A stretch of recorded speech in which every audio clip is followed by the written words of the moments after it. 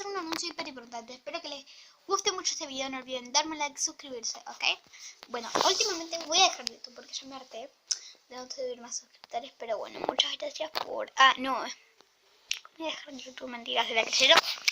Obvio. Me voy a pintar las uñas. Acompáñenme a pintarme las uñas. Hola, espero que me estén escuchando. Espero que me estén escuchando. Y si no es así, bueno, perdón, pero hago lo que puedo, chicos. I'm sorry, pero bueno. Si se escuchan esos ruidos, porque me puse esto para que no se escuchen tantos ruidos. Y me voy a pintar la mano esta. Mientras me las pinto les voy a contar algo de mi vida. Como un story time. Miren, ya me pinté la uña del pulgar. ¿Por qué estoy haciendo este video? Es por una explicación que se las voy a dejar en los comentarios, ¿ok?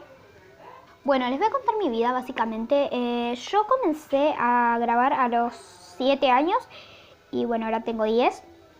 Y, o sea, los cumplí hace muy poco. Perdón que no les hice como lo que me regalaron y se los voy a estar haciendo dentro de un poco porque entre las celebridades que me hacían el cumple en la escuela en todos lados, así que...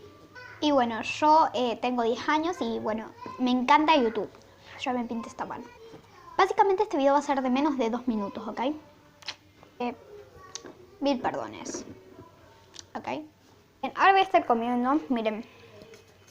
Y después les termino de grabar, miren.